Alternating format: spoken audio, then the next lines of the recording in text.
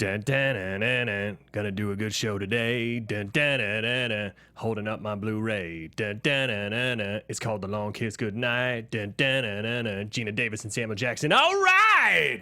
Welcome to Popcorn Talk, featuring movie discussion, news, and interviews. Popcorn Talk. We talk movies.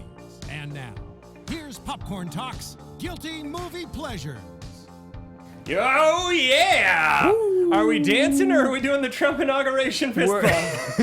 Sorry, damn it. All right, I didn't mean to start political. It's not political. We're dancing. That's not political. It's just what he did. You gave me two options. It was option A. We're dancing. Did you see that? I sure did. They did a GIF with him, and they put a penis in his hand. Stroking a dick. And he tried to get it removed from the internet. That's not how things work. Nope. But okay. The internet is forever, folks. The internet is... I learned that the hard way. Yes. I've learned that the hard way, too. Don't Google my name.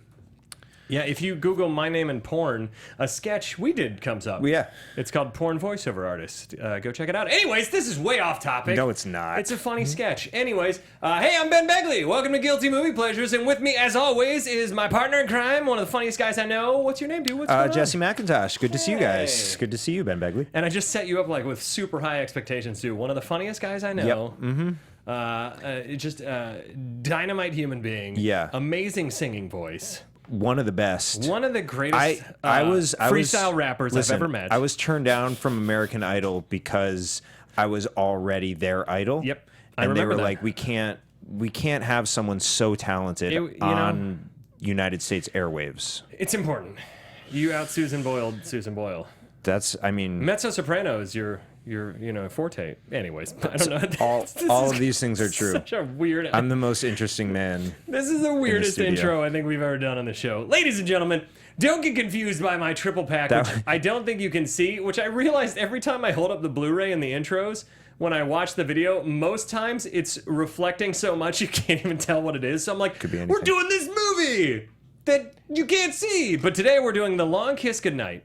Not to be confused with Domino or Point and No Return in this Warner Brothers triple pack. We're going to be triple pack for $5.99. By the way. Yeah, we're actually our show today is on the triple pack. It's on the triple pack. We're going to focus mostly on Long Kiss Goodnight, but it's on the triple pack. Some of you know the extreme difficulty we've had getting this show to feature this movie. Back when Josh McCouga used to host the show, we had fans suggest The Long Kiss Goodnight several times. And McCouga only gets things via disc on Netflix, and it was out of stock the one time. The next time we tried to do it, he got the disc, but it was broken, and I think that broke him for the movie, and we never did it. And now we're finally talking the Shane Black Christmas classic. I forgot this was a Christmas movie. It was a very Christmas movie. Like this movie, very Christmas. Shane Black is all about Christmas and gunfights. I'm pretty sure the inciting incident was Christmassy. Yes, it is. Yeah, actually, she's the whole in the parade. Reason, yeah. So for those of you who haven't seen this movie, just the basic premise, and we'll go over the whole plot. Geena Davis is a housewife who has amnesia. She's basically Jason Bourne, but a female, and she thinks she's just a school teacher. And then some bad guys come after her after seeing her in a Christmas parade, and we find out that she's an assassin for the government. She is a much sexier, much more badass Jason Bourne. Well, that term is relative. Yes. Jason Bourne. It's pretty badass. Pretty badass, and some would say pretty sexy. You're right. And let's say equally sexy. I'm not going to say he's not. Let's say equally sexy, equally badass. This is the female counterpart to Jason Bourne. Yes. If the two of them could team up in an Avengers-style movie, I would not be mad. Yeah, Jason Bourne and History Jason of Bourne's Violence. awesome. Jason Bourne's Jason awesome. Bourne and History of Violence. This movie was sort of a fusion of the two. And or let me say this: Jason Bourne, History of Violence, and Snakes on a Plane. There we go. Yeah. Those are the three things, movies that sort of fused together to create this. I saw this movie back on VHS. I don't think I saw it in theaters, but I remember thinking it was awesome. And specifically, I remembered Sam Jackson, spoiler alert, never dying. Like, just relentlessly getting fucked up in this movie and never dying. And I had a blast watching it then, and I had a lot of fun. Some of it doesn't age as well as I remember, but for the most part, this movie is still ridiculously fun. It's for 2 hours. It's a solid 2 hour running time, but it moves. I don't feel like it really bogs down too much. Not at all. It was interesting. You've never seen it, right? I had never seen it. I saw it for the first time this afternoon. And I don't know how I missed it. Like, this is right up my alley. So this fun. is a great, like, a super fun, like, very very like funny and self-aware movie. Yeah. Shane Black's so good at that kind of stuff. Yeah. He has like very like action-y mic drop. Like there's a lot of those lines like where everyone's holding guns at each other and they all have like a witty quip. He's like he takes like the Tarantino stuff where they have witty stuff, but he makes it quick, and it's almost like Tarantino and David Mamet combined in a way where it's like these quick little witty, every character has a quirk to them, which is what makes me think of Tarantino. But don't get me wrong, Shane Black isn't ripping off those guys at all, but it's in that same universe of like quippy bad guys and good, where all the bad guys have fun little moments, and every character in this movie gets at least one good line. Gets one of those lines. That's why you do action movies, right? Yeah, to get those that's lines. the point. And everyone like that's where I would say that this is more fun than some of the. Although I love the Bourne movies, don't get me wrong, but the Bourne-ish movies, like all these other super serious action films that came out around the Jason Bourne franchise, sometimes it gets so serious that you need some levity. Yeah, you need some stuff to shake it up a little. I mean, there's probably like a sweet spot in between the two, because Jason Bourne is like he's a very like silent assassin. Yeah. Like he gets in fights and then he walks away. Movies, don't get me wrong. He walks away from the fights and doesn't have like a line to say to the corpse that's lying on the pavement. And in this one, like every single confrontation had like a round robin of lines. Yeah, it's pretty amazing. But it was great. It was great. And there's also like sort of two distinct films within the film. Like at almost the halfway mark, I had a moment where I was like, we got to be drawing sort of close here. And that was the moment where she sort of switched, bleached her hair and switched back into the Baltimore persona. Yeah, Charlie Baltimore. And it was literally exactly halfway through the film. Yep. So there are two pretty distinct films. And the end of the movie sort of bleeds back in, so it sort of brings it full circle. Yeah. But it's absurd. There's some absurd shit, and we'll get in. I want to get right into it. So let's get into the 3-minute plot in under 3 minutes. You ready in the booth, Anthony? We're going to try and do this, okay? You ready to do our countdown, Anthony?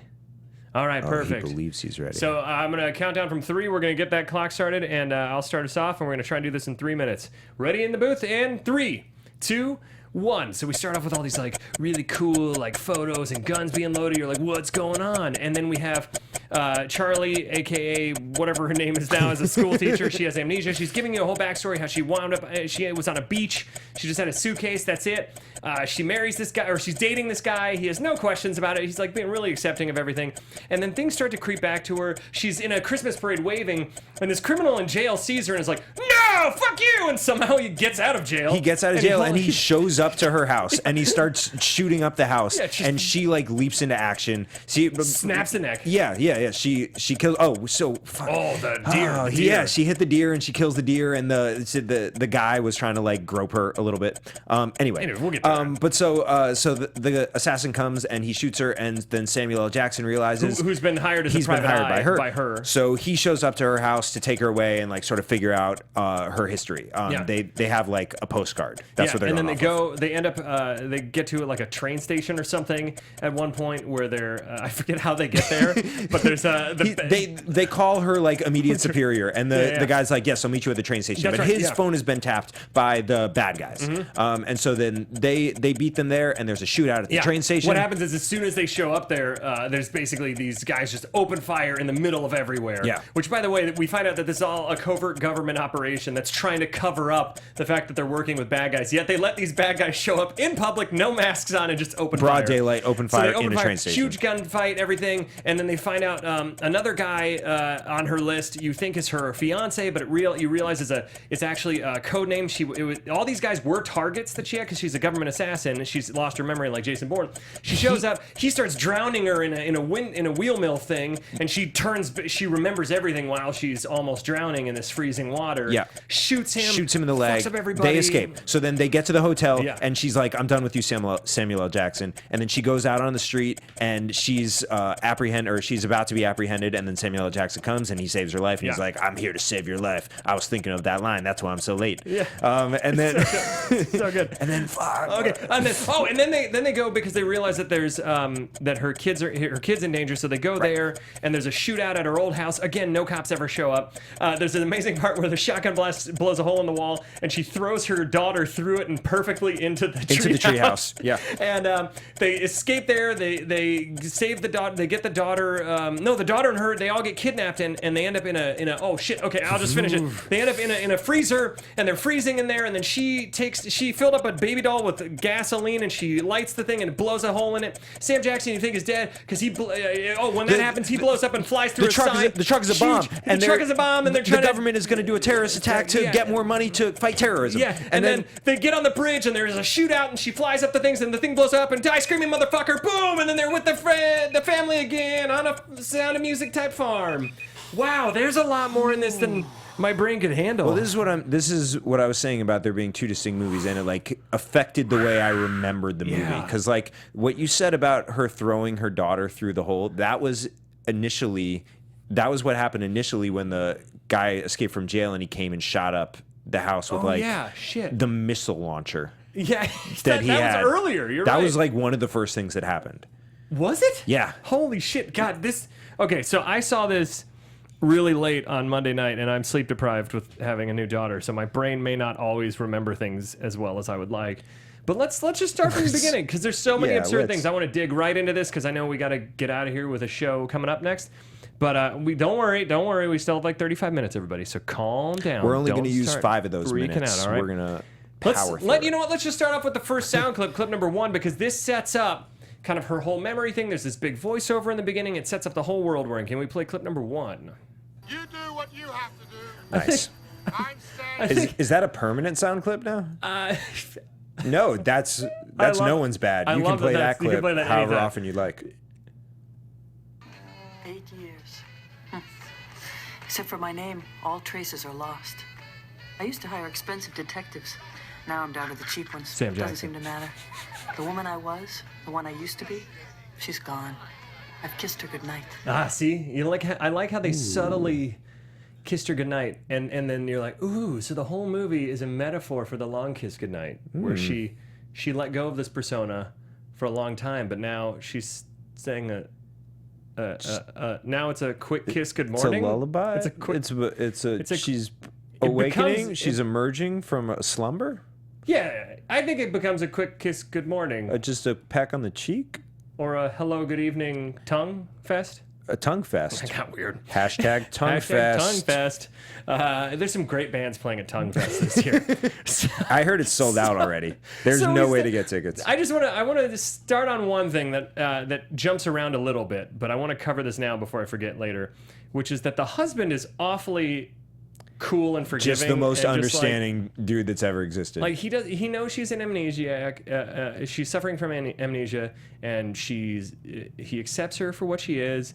There's a scene where she's cutting, and he's like, "You better hurry up with those carrots." And out of nowhere, she's like the first time ever in 8 years this has happened where she's ever cut carrots, and it's like, look what I'm doing, and it's this awesome like fun 90s cheesy like rom-com montage where they're like, "What do we cut now? Hand me something to cut." Yeah. A pepper. And then she throws a tomato up and stabs it into the wall, and then she goes, "Chefs do that." And he's just like, and you can tell he's weirded out, but he's like kind of turned on too. Maybe that's it. He's like weirded out by this, but always also kind of like, fuck yeah. Yeah, I mean, I would kind of like to examine his backstory a little bit, just because, like if I met someone, if I were unattached, if I were not married to my beautiful wife, who I love.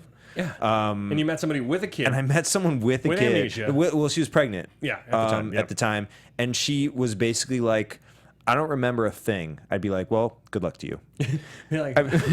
Like, fascinating. I'm gonna go this way. But they had a connection. I would love to. I want to see the prequel to this movie where it's just a rom-com of an amnesia-stricken Geena Davis meeting this guy, and they're like, we met, and then at the end this big reveal. But so what happens then? I just want to keep going with them. Yes. Because when the when the bad guy with the one eye breaks in, and like we said, shoots. First, he has a shotgun, and he's holding these Christmas carolers hostage and making them sing so that she comes to the door instead of just kicking down the door. It's like they're the least. They're the most conspicuous villains ever. Where it's like the whole premise of this is that the CIA is trying to cover up the fact that they're hiring villains to fight because they had budget cuts. Right. And we find this out in like the third act, but there's budget cuts, so they needed to hire old targets to help them out. Yes. And they're going to stage this terrorist attack to get more money. Right. Which weirdly isn't that far outside of potentially reality. Yeah, we were talking a little bit about how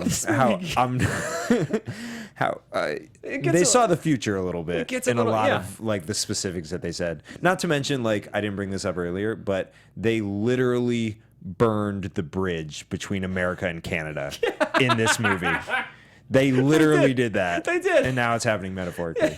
So it's funny how, like, so this guy with, I know I'm jumping around a little bit, but I want to focus on the husband-ish or boyfriend figure, because this guy shows up one eye, find out he got it stabbed out when he was trying to drug Charlie and kill her, because they wanted her out, they were going to murder her, and then she got shot in the head and it grazed her or something, and she fell into the ocean and wound up on a beach.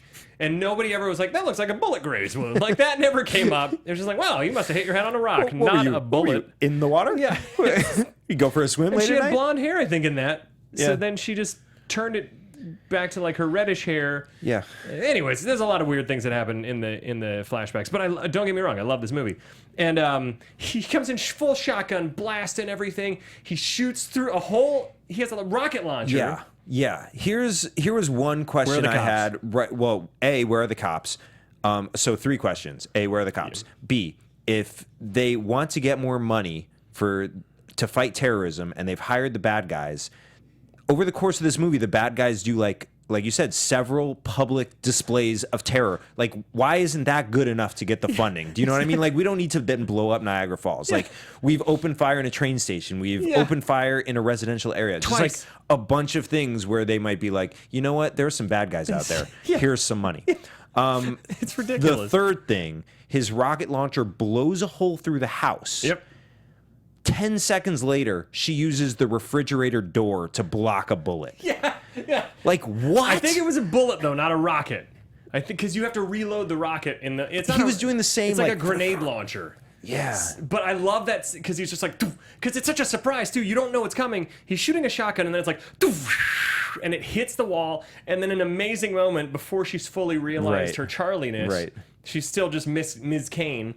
She picks up her daughter and flings her out, and perfectly the steps happen to line up that hole lines up exactly with the door in the treehouse. Yeah. In a perfect world, it would have been amazing if her daughter like hit it and then like was like hanging on like and then the rest of the scene she's trying to finish killing this bad guy and then has to go catch her daughter in like a spoof of this movie. I can imagine awesome. that. Yeah. It's almost or a like spoof. The door to the treehouse was actually on another wall. And she had to like fling her, and she like pancaked onto one wall, and then had to like inch around to get to the door. So then the shotgun blast hits the kitchen. She hits him in the head.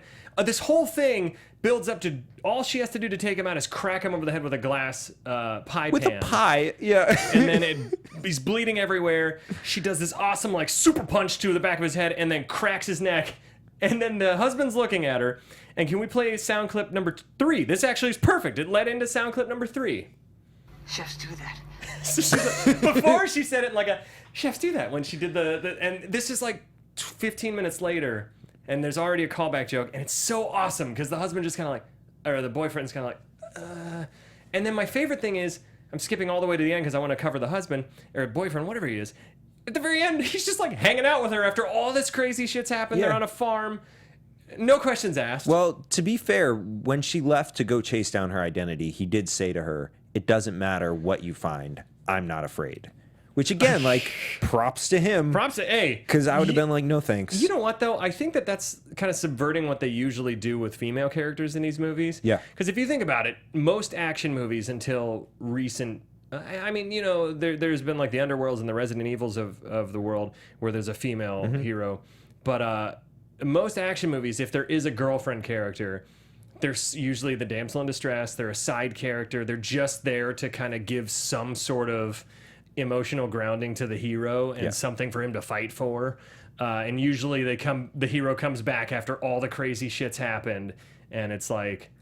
all right, we're not going to talk about it. And just everything's just forgotten. And she's like, happy... don't worry, the home is okay. I've kept it pristine for you. So that's what he is. Yeah, so it's exactly right. He's the guy Susie Homemaker is what he is, which is great. And I think that's awesome that they did this kind of subversion of stereotypes. And it's really interesting also because they did that, but at the same time, like so much of her, like the interaction with her was men telling her how pretty she was. Yeah. Like that was a lot of it. Yeah. And there was also like a moment towards the like 3/4 mark where I forget who it was, but someone literally was like, you are very pretty.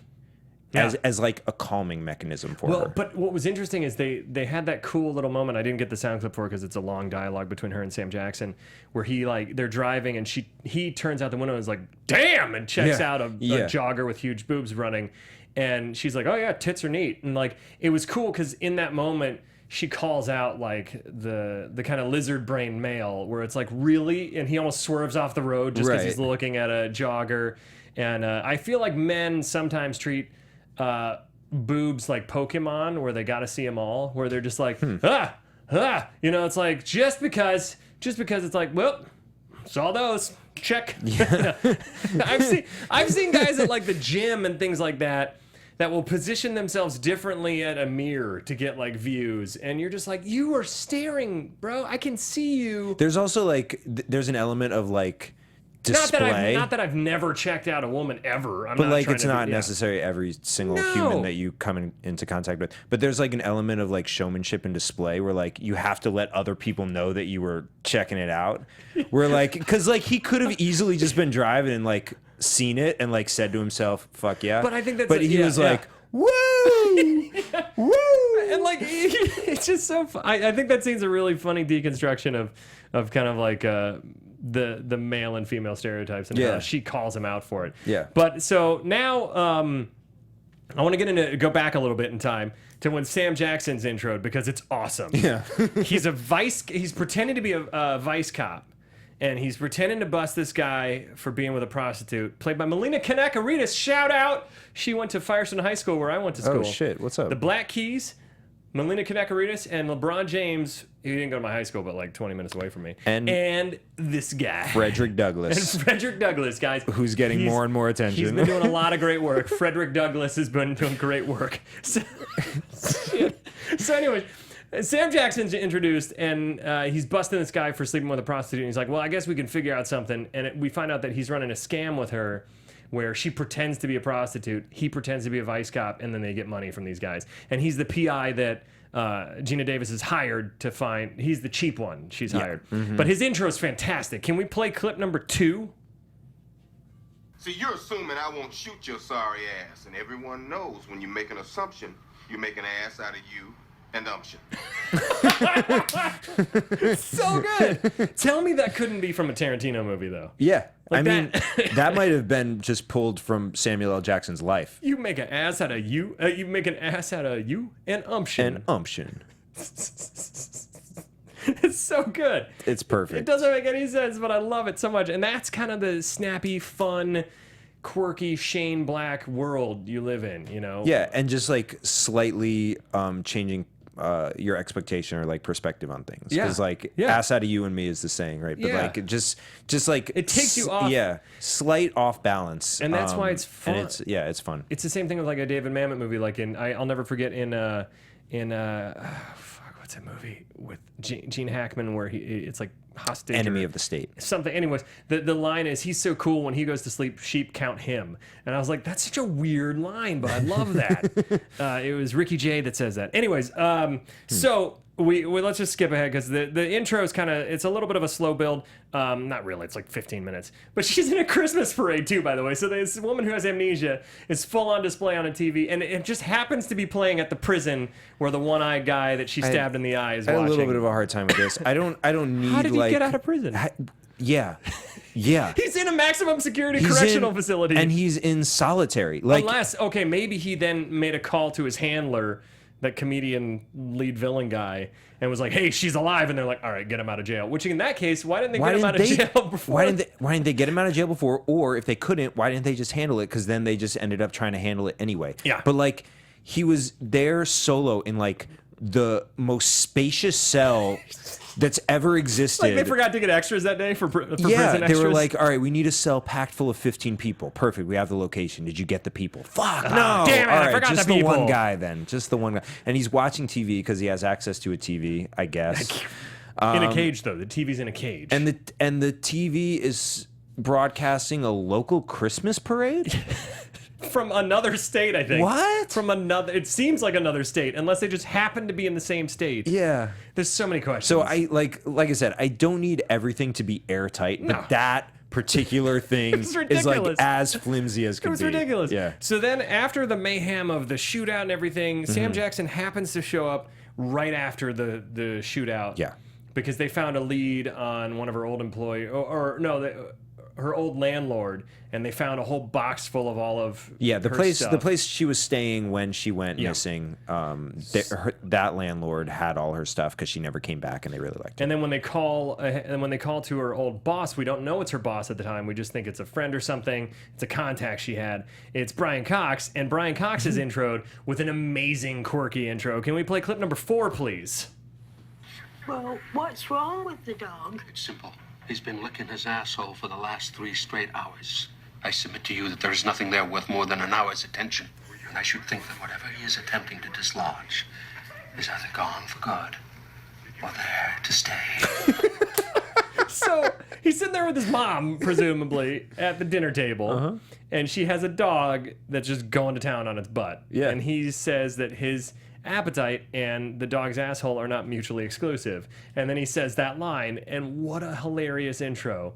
It's either gone for good or there to stay. Which is So true. good. Which is true. Which I have the same thing when my dog, when I'm trying to watch TV and he just goes to town on his non-existent balls.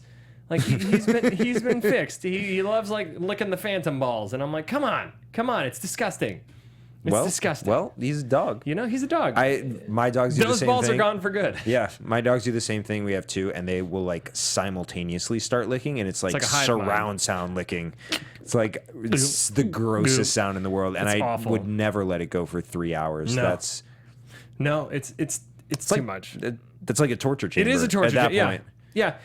I wanted to bring up something where she's rifling through her suitcase Yeah. when they're figuring out things, and she in the hotel, Mm-hmm. and she finds in like a little zipper, like the fake compartment. She opens it up for the first time in 8 years, Yeah. and finds a rifle to assemble. in Yeah, there. she And was never like, this empty luggage weighs 25 pounds. That's interesting. unless it was Sam Jackson's, but they never set up that it was his luggage. And it seems like, why would he have such an expensive rifle? Because then she assembles it like it was hers. And why would he have given his rifle to her to And put her stuff? Had they never gone on a family trip where she took that suitcase and TSA was like, whoa, Right, whoa, yeah. can you open your suitcase, please? We need to check this. No, things were a little more lax back then. It was, okay. That's how it was. And then they go to the, No, wait, yeah. No. But this, just like immediately following this, when he's like, "I'm taking you home. This is, I can't deal with this anymore. I don't want to go back to jail." And they start driving, and then they like appeal to one another's sensibilities, and he decides not to take her home. He decides instead to go to the train station. Where they're going to meet Brian Cox. They left the hotel on a whim in the middle of the night. They arrive at the train station, he says, 10 minutes early. So what was their plan to get there on time? Like, don't know. he was like, if she hadn't shot me, we would have left in 10 minutes anyway. I don't know. There's a How lot far of, away was this train station? It's it was a day away. At least a few hours. I thought that was funny. Maybe they like started driving and then they were like, all right, well, we're not going to go home. We might as well just find another I motel. always love when they play fast and loose with that, with like when somebody will be running and they show the sunrise and they run out on a beach and then suddenly it's like broad daylight and you're like, whoa, Yeah. that's not how fast sunrise. Yeah. But whatever. Or It's like, fine. or something similar where people are like having a conversation, like they find a body and they're having a conversation, and then like they get to the first, like they get to the first witness's house and they're knocking on the door, and they've continued the conversation that had just ended. It's like, were you guys just in silence for half an hour? Like, the best. why did you just start this conversation again? Or whenever they're introing something like, all right, I'm going to take you on a walk through the station. And then the monologue continues through like clearly 7 different rooms where it's like, I have to pause for dramatic effect until we get in the next room. That kind of stuff. When they enter the train station, Samuel L. Jackson sets up. That's what I did in the beginning. He sings so he remembers things. It's another quirk. And he's singing how to remember where he put his gun and his keys as they go into the train station. Can we play clip number 5, please? Gun in the right-hand side. It makes a bulge. People can see. You want me to stick it in my pants and shoot my damn dick off? Now you're a sharpshooter? So many good things in there. Because the funniest thing to me is that I've always thought that whenever you see like people in movies that have a gun in their waistband, that is playing with fire. Yeah. That is, literally. That's quite literally, yeah. It takes is one wrong move. Shoot your damn dick off. And then the sharpshooter line is such a great button. Not even like, sure, that's the worst case scenario, shooting your dick off, but like, how uncomfortable is it to have a piece of metal sticking down your pants? Yeah. Like, that's not great. No, it's It not. would press on my bladder. I would have to pee all the time. Yeah, I know you. You have All a the hummingbird time. bladder. Yeah, sure do. Even without a gun down my I'm pants. trying to think of how to do any improv riffs off these. They're very long quotes so far. So sorry if there's not as many this time around, guys. They go to the train station. Bad guys show up. He talks to her, the main bad guy, which I don't remember because he's kind of forgettable. But he shows up and he's like... I call him Stubble. Stubble. I like Stubble. He shows up. He realizes she can't remember. And so their next logical step is, well, we might as well... She can't remember anything, so let's shoot her in broad daylight. Right. In front of hundreds of witnesses. Let's not be covert about it. And, later on when Chapter, the black bag operation with CIA, is being praised by the government and this guy's given a medal, I'm sure there'll be no witnesses that can remember Stubble was there. So they start, there's a shootout in there. They're running up a hallway and he's like, I got 3 bullets left. I'm almost out. They make a plan. Can we play clip number 6? Because what happens is in this is a grenade gets dropped next to him, and this is what happens. Just point and spray, okay? Ready? And... Fuck it! Run for your life! Fuck it! Run for your life! And then they run out the hallway. The grenade blows up and causes the biggest fire burst I've ever seen. Yeah. Because grenades...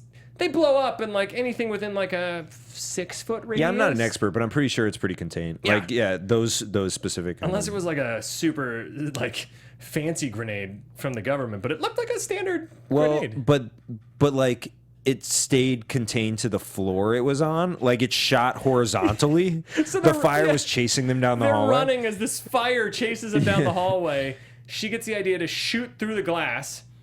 Shoot the glass, Die Hard. Yeah. And they slam through the glass. They're jumping out the window, and then she shoots the ice below, and they fall into hypothermia-inducing water, and then run off from there. And again, it's one of those situations where it's like, what? It's that easy to just escape after that? Like, you're probably moving a little slow after getting in. You're probably pretty cold. Like, yeah. Have you ever tried to write when you come in from the cold? Impossible. Like, or like I've tried to like text on my phone after just California cold. So we're talking like low 40s. Yeah. And you're like, do anything at all with your hand. It's impossible. Let alone drive a car. Try to like open your door. Nothing. Not going to happen. So a couple of things with this. Actually, the main thing that I really enjoyed about the shootout in the train station is there are a couple of shots fired. Everyone in the train station realizes shots are fired. They freak out. Geena Davis starts running away, and they're firing at her. And the reason they miss is because their bullets catch a tower of bags being dollied.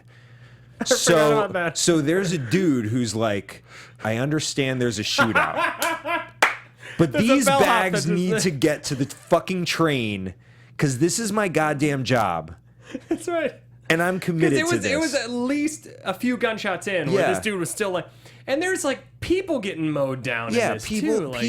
Just go ahead and abandon those bags. You're probably okay, at least for the moment. You can come back to it. No one's worried about their luggage right now. No one's gonna steal anything from those bags. And if they do, I mean, that's the least of your worries right now. Save yourself. But no, he's so committed to the job. He's like, I was asked to take these bags somewhere, and I'm gonna do it. So they get out. Oh, that's what happens. They get out, and then Brian Cox shows up and is like, "Get in!" And then he's like, "Are you this person?" He goes, "No, I'm the something's baker." Or I forget. He says some little quippy thing, and then Geena Davis is freaking out in the back seat, and she's like, "This can't be true. I don't understand." And Brian Cox is a little tough love with her. Can we play clip number 7, please? Samantha Kane never existed. You wrote the bloody thing. No, it's not a fantasy. I'm in the goddamn PTA. Then quit! You're an assassin working for the United States government. That's pretty intense. It sure is. I'm in the PTA. Then quit. I like that. You're an assassin working for the United States government. I would like to submit the two are not mutually exclusive. No. Difference between PTA and government assassin and an appetite and a dog licking its ass. Yeah. Or that these two things can be mutually exclusive. Yeah, I think so. Yeah, you can be both. You can be both. You get dare to dream. Dare to dream. You know what I guys. mean? Dare to dream. I'm trying to think. Still, these are all so like specific sound clips. It's very hard to be like, "Hey guys, so this one time when I was in the PTA and like this." Oh, were you? What happened, man? I don't know. Hey, So apologies. were you also an assassin? Apologies. Plus, we only have. What time do we have to officially be out of here, Anthony? Can you type it up there for me, or tell me either way? 7:10. Oh, 10:10. We have 3 hours and 20 minutes still. Shit out of this Perfect. 3-hour time block. All right. Well, so then they're not really trusting Brian Cox. They don't know if he's legit or not, and they club him over the head with a crowbar. Oh, I got to do that. Oh, well, you know what? Before we get to that, We might as well. we might as well Yeah. do a quick break from our sponsor. This is a quick word from our sponsor. We're sponsored by Blue Apron, ladies and gentlemen. If you haven't tried Blue Apron, it is the #1 fresh ingredient and recipe delivery service in the country. And it basically makes home cooking accessible to everybody, including people like me. I am terrible when it comes to cooking because I go to the grocery store and I forget ingredients. I get just the main thing and I don't know what else to get. This gives you the exact portions to your door, and it doesn't waste any food. It's very environmentally friendly. Let me just say, Yeah. it's very impressive that you go to the grocery store with a list of ingredients because I do. I just go and get like refrigerated pasta or Yeah, like exactly. canned soup, Microwavable like, stuff. Yeah. The last time I bought a vegetable at the grocery store was like see, 2008. I have a kid now, but so here's Oh, the thing. So there you go. But also everything is responsibly farmed. The seafood is sourced sustainably, so it's all very environmentally conscious, which is really cool to me. You're not getting a lot of GMOs. You're not getting any kind of additives that you don't need. And it's delivered to 99% of the continental U.S. and 95% of food deserts. I don't know what that means, but there's deserts where foods don't exist. So they ship, like I said, the exact amount of ingredients that you need. And it's, I have found that cooking with my wife, it's a fun little date night too. And I'm not BSing you guys. It's a fun date night. It's cheaper than going out to eat. You don't spend $50 or $60. It's under $10 a person for these meals. It's great. They have cashew chicken stir fry, which is awesome. The roasted pork with apple, walnut, and farro salad. Come on, man. They're all like Farro salad. Have you ever had it? It's fantastic. all the recipes are delicious. I legitimately have a Blue Apron box at my house right now, and I made cumin coated pork. See? Today with When with, would you have listen, made that? with fennel and farro and a fig sauce. Get outta here with Those that. are 3 ingredients I've never once in my life purchased. It was so delicious and so good. Get out of here. Yeah. They have a guarantee that promises every ingredient in your delivery arrives ready to cook, and they'll make it right. You get each meal is 40 minutes or less, which is huge for me. I hate sitting and waiting to cook stuff. Check out this week's menu and get your first 3 meals free. First 3 meals free shipping. Go to blueapron.com/guilty. You'll love how good it feels to taste all these good ingredients. You can cook it with your wife, your girlfriend, your friends, whatever. Blueapron.com/guilty. Blue Apron, a better way to cook, ladies and gentlemen. Even if you live in a food desert. Yes, even if you live in a food desert. Look at that! Yes! Boom! I did it live read so well. It didn't go anywhere. Yes! No, Blue Apron's awesome. That's no joke. Sometimes you have to say stuff that you don't believe in, but I actually think that this is something that's really cool. Blue Apron is really cool. It's really cool. And like I said, we use it. We have it right now. It's great. there It's you go. great, and it makes my life easier with a 12-week-old. So if you're a new dad, makes your life easier. Anyways, back to the show. Now that we've done our sponsor break, where were we? So he gets Brian Cox gets clubbed over the head with a crowbar. Yeah. And gets up pretty unfazed. Well, he's pretty much like, that was annoying. That's kind of his reaction. Like, no. So we've learned crowbar Yeah. can inflict small damage. Pie in the face It was a glass can debilitate you. pan. I choose to believe it was the pie that did the damage. Yeah, I liked it. Cream pie. There's a Three Stooges sketch that went horribly wrong. Yeah.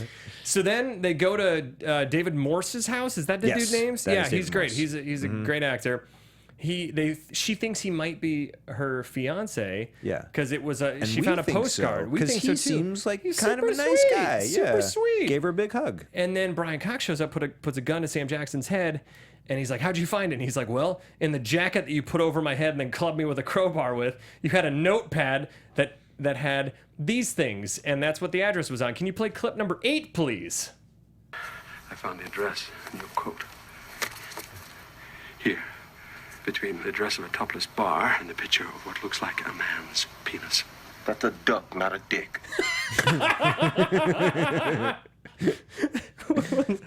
What looks like a man's penis. It does. It does. The duck has stubble.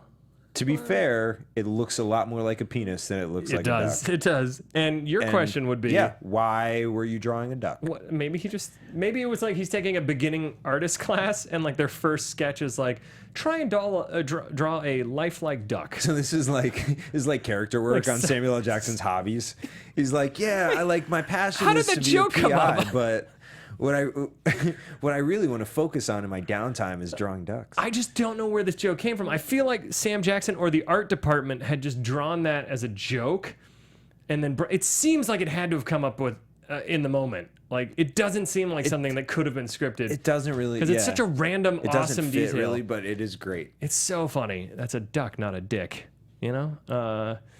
I wish it had been like that's a parrot, not like something that wasn't alliterative at all.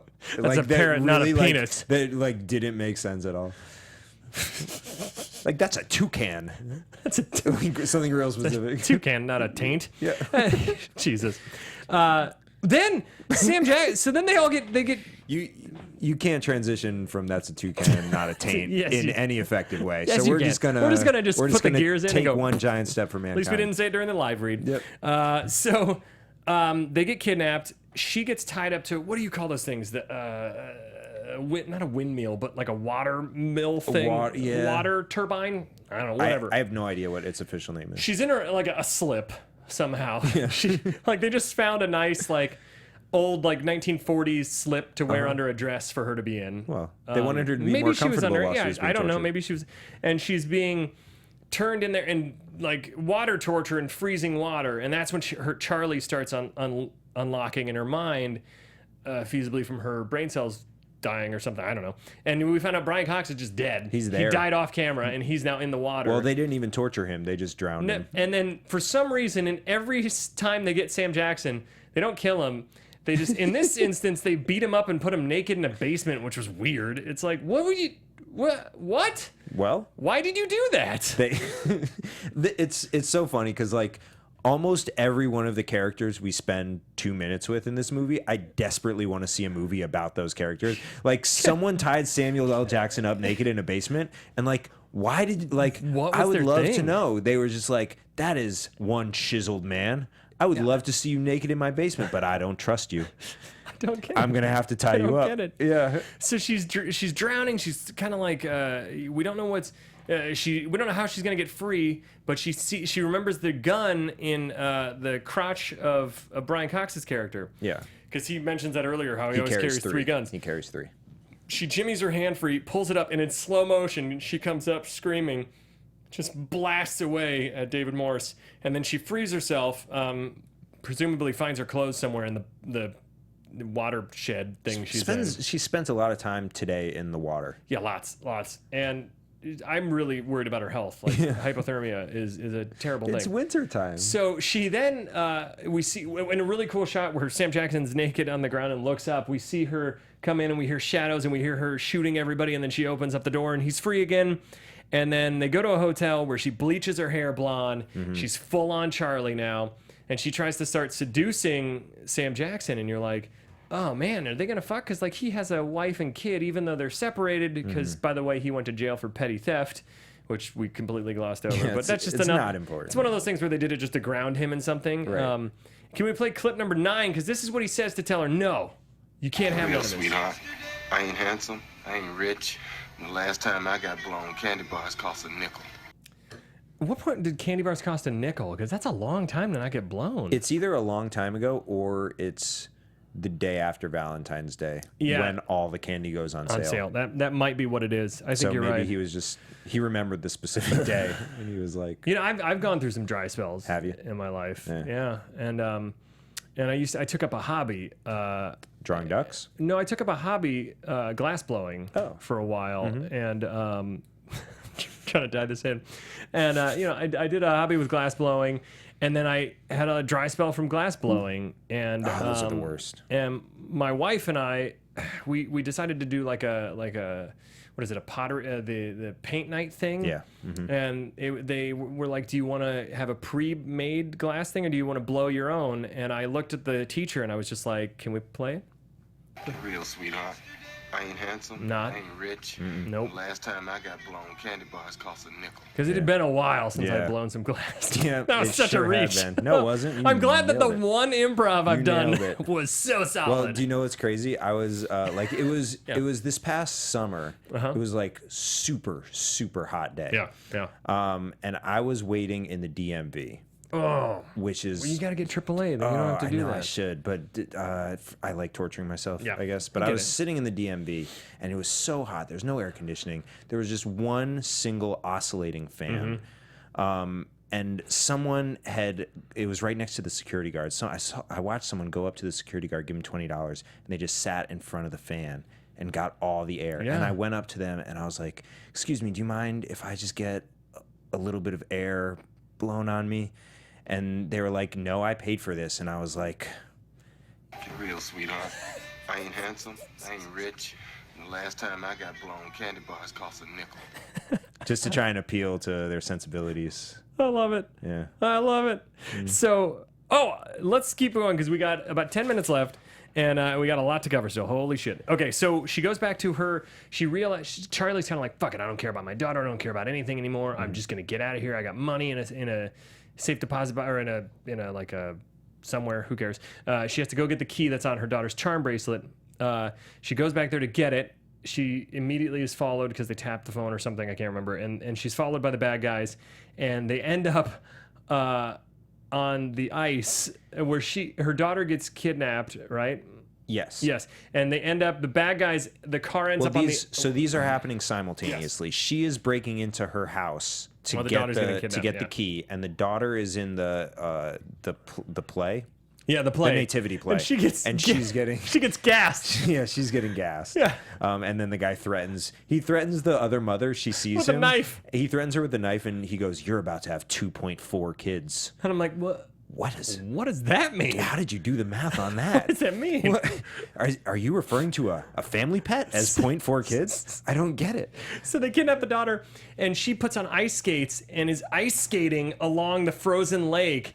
And she, while ice skating, blasts these three dudes in a car, kills them. Yep. The daughter gets taken away. Let's fast forward because we only have a few minutes left. Man, let's fast forward. She gets, anyway, she gets to this... There's a weird hotel lodge in the middle of nowhere. Right. So at this point, she's grappling with, because they call her on the way. Yeah. She's grappling with, because she has decided, I'm going to abandon my 8 years with this man and my daughter, and I'm going to go back to being an agent for the government, which is who I am and what I want. She's grappling between that and being the family woman. Yep. That she's grown accustomed to being. And these two different personalities are sort of at odds at this point. And they get to this, long story short, they get to this lodge in the middle of nowhere where they're planning this attack around Niagara Falls. Yeah. They're going to blow up this truck and blame it on a dead Muslim that they have. Ooh, racist. Anyways, they have this dead, frozen Muslim random dude that they're just going to crash his car somewhere else, so they pin it on him so they can get more funding for the CIA. She's trapped in a freezer, again, like a Bond villain. They just put her in a freezer with her daughter and turn it to like a -40. They turn the freezer to -40. It's just like, we kill him really quick. What needs to be frozen at -40 degrees? Exactly, one freezer. So she starts hammering away with like a crowbar and gets this little area. She takes her daughter's retainer out, puts it there. She's filled up while they were in this other area getting shot at with gasoline. She's filled up her daughter's doll with gasoline and makes it pee out gas, lights it. It blows up the gas all around that just happened to be out. And it blows up the building, launches Sam Jackson out of the window through the sign of the motel, hits a tree, and he gets up and he dusts himself off. And can we play clip number 10? You foxy bitch. That's it. And he's fine. We got to keep moving a little bit because then they show the Christmas parade. The bad guys are in the truck. She tells her he's going out there to try and save the girl. He gets shot a bunch of times. You think he's dead. She's trying to snipe guys. Her daughter hides. She's like, go hide, honey. She hides in the worst possible place. This is my favorite part. She goes, go hide. And then the daughter runs, and immediately she's like, Caitlin? Caitlin? It's like, why did you go tell her to hide? She and you're going to immediately worry about it. in the toolbox of the truck that's going to explode. Yeah. So they go driving off. There's shootouts, cars, everything, blah, blah, blah, blah, blah, bam, bam. And then she ends up, she gets the truck from the dude. She's driving it, Geena Davis, and she's going to smash it through a wall, which I don't know how that's not going to hurt her daughter in a toolbox. And as she smashes it through the wall, right before that, can we play clip number 12? Every one of you bastards. Suck my dick, every one of you bastards. Boom! Meanwhile, the bad guys are in hot pursuit, and the bad guy has one of my favorite one-liners. Can we play clip number 11? Sir, she's got the truck. She's headed out of town. I'm hurt real bad. I think I'm dying. Continue dying. Out. Continue dying out. So, I like how he punctuates it with out. Like he's done with the conversation. so she's trying to say, I know we have like 2 minutes, not even. So she's trying to, there's so much in the end of this movie. I wish we had more time. She's trying to free her daughter from the truck after it's crashed on the bridge. The helicopter comes with the bad guy. She shoots the one dude. He had a flare gun for some reason. And it fires off, catches him on fire. He gets tangled up in some Christmas lights. Sam Jackson is alive again. Shoots out of the car and gets there and parks. He's like, "Ah, Charlie!" And he's like yelling for her to come with him. The bad guy swoops around again. She cuts the cord of Christmas lights and somehow it launches her because the guy is attached to the other in the flaming body. Pulley system. Yeah, pulley system. But I don't think that would work that way. The Christmas lights would pull her up. One of the simple machines that Rube Goldberg used. Yeah. So she gets pulled up and she just unloads on the bad guy with her machine gun screaming. Can we play clip number 14?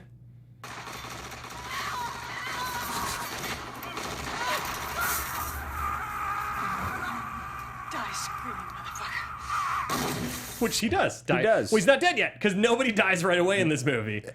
You need to be exploded. First to die off, right he away. already falls into like a chute that leads him to the Niagara Falls. Yep. He climbs out of that, ends up in the helicopter, gets shot a whole bunch of times with a machine gun, lands on top of this truck that's gonna blow up the semi. Sam Jackson drives them out as it's counting down. Everybody's like, "Get back, get back!" It's the biggest bridge explosion in the history of cinema, and the bad guy's on top of it. He explodes. But he's not He's dead not yet. dead yet. No, he's Little dead. pieces of him follow them. He's not the T-1000. And the bridge explodes, and they're going through the customs checkout. That explodes. The back of their car blows up, and they survive it. And then we cut to Sam Jackson's on TV, and that's the one thing she wanted from the government. She doesn't want to work for the government anymore, but she wants him to get his name cleared and be a TV celebrity now for everything that happened. And so his wife and daughter are like, he's a hero. And then she's just on the farm with her family. But his wife and daughter are watching him, and they're like, he's a hero. And he makes some joke about how he like 2 times women in 2 different cities. It's super and weird. Larry King's like, what? Yeah. And then Geena Davis ends up on a farm, and it's pretty amazing. And I do want to end on one clip because I forgot to play Sam Jackson when he comes back from the dead. Can we play clip number 13? And this is all we have time for. That's right. You can't kill me, motherfuckers. Yes! He's not wrong. And you can't kill this movie because it's so awesome. It is so great. Apologies we didn't get to do as many riffs this time. There's too much fun stuff to talk about in this movie for 45 minutes. This movie is ridiculous. It's so fun. I had a great time. I really did. I honestly don't know how I missed it when it came out. Add but this it's to great. your Christmas movie, your kind of like off-kilter Christmas movie list, your anti-Christmas movie list, because it's fun and it's not too violent. It doesn't take itself too seriously. I mean, it's violent, but it doesn't take itself too seriously. It's a good time. Next week, we're debating between Red Dawn and maybe something else, but we'll announce our movie very soon. Jesse, until then, where can they find you? At Too Much Jesse on Twitter and Instagram. Prom Losers for Sketch. We just put out something for Valentine's Day, so check it out on YouTube. Search Prom Losers. At the Ben Begley on Twitter and Instagram. At Funhouse Mass for the Funhouse Massacre, the movie my wife and I wrote. And Jesse and I, we used to do a sketch group a while ago. If you want to check out some vintage Jesse and Ben comedy, look up Dingus Khan Comedy on YouTube. Dingus Khan, DINGUS KINGHIS Con Comedy. We'll tweet out a link to it as well, so you can check it out. There's some funny stuff on there. We're going to start dropping some new stuff very soon. And until next time, ladies and gentlemen, what is your guilty movie pleasure?